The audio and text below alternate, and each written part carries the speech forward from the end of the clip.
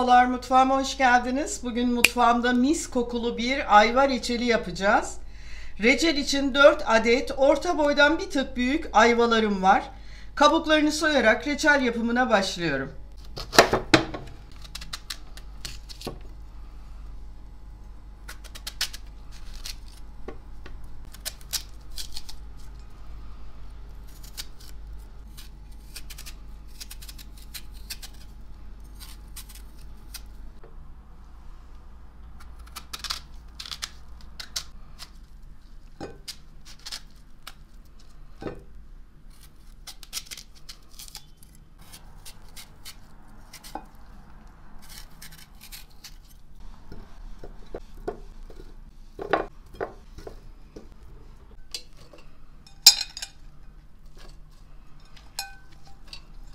Şimdi ayvaları soydum. İçinin çekirdekleri ve kabuklarını bir tencereye aldım.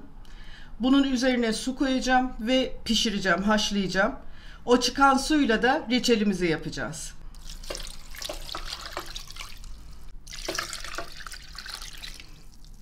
Şimdi tenceremizi ocağa götürüp altını yakacağım. Biraz kaynadıktan sonra içinin vitamini ve çekirdeğinin jelini aldıktan sonra pişirme işlemini tamamlayıp altını kapatacağım.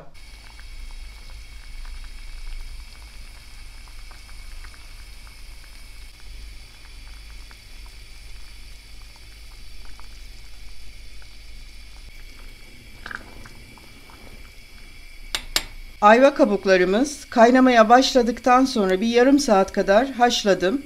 Şu an oldukça lezzetli, aroması yüksek ve vitaminli bir su elde etmiş oldum. Reçelimi de bu su ile yapacağım. Şimdi altını kapatıyorum ve ben ayvalarımı doğramaya başlayacağım.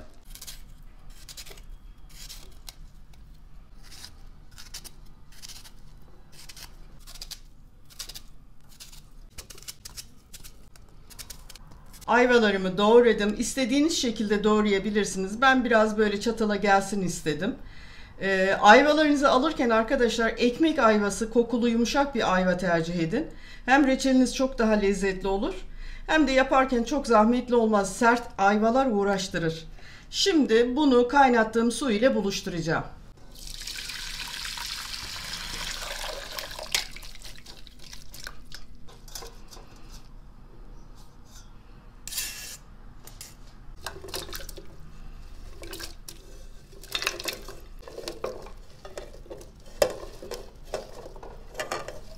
Şimdi tenceremi ocağa götürüyorum. Yine altını yakacağım.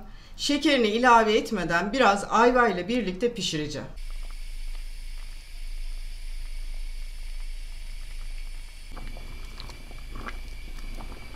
Ayvalarımız kaynamaya başladıktan sonra tam 10 dakika haşlandı. Lokum gibi oldu, ben baktım.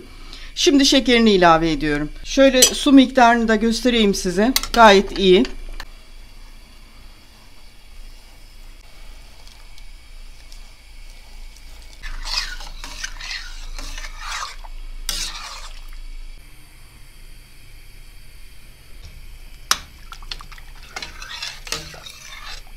Tam 5 bardak şeker koydum. Altını da oldukça kısıyorum. Çünkü renginin koyulaşması altının kısık halde pişmesiyle oluşuyor. O yüzden çok harlı ateşte pişirmeyelim reçelimizi.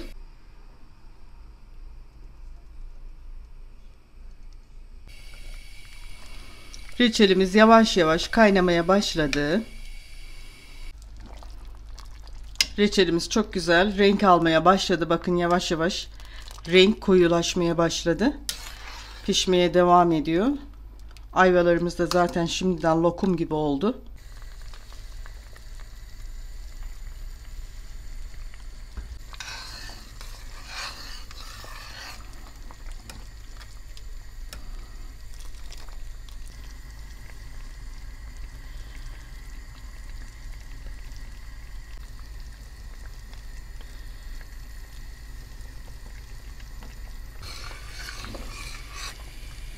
Rengi çok güzel oluyor. Kaynadıkça şahane bir renk alıyor.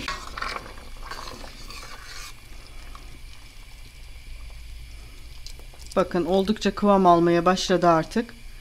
Kıvamı çok güzel oluyor. Şimdi tam bu aşamada şöyle 2 tüm mercimek, yeşil mercimek büyüklüğünde limon tuzu atıyorum. Şöyle fazla değil, bununla da 5-6 dakika pişirdikten sonra altını kapatacağım reçelimin. Çünkü bunun soğuyunca kıvamı daha da katılaşacak, gayet güzel olacak.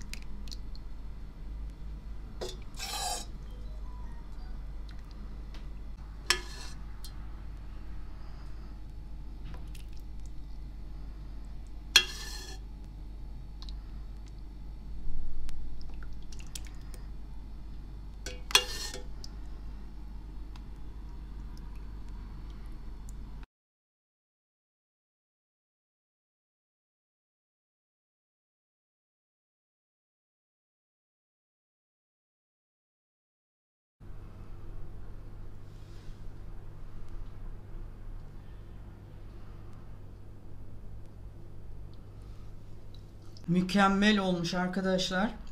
Ayva yumuşacık. Gerçekten lokum gibi. Kıvamı, rengi, aroması inanılmaz güzel bir reçel oldu.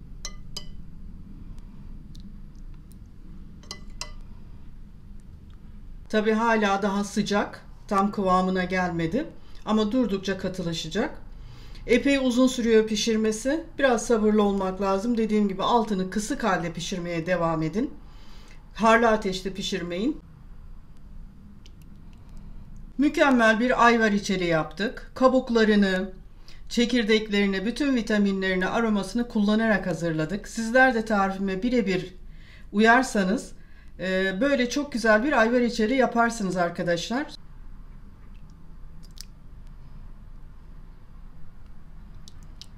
Su miktarını ben size videonun altına yazacağım yine. Evet, bugünkü tarifimin de sonuna geldik. Bir dahaki tarifimde buluşmak üzere diyorum. Hoşça kalın.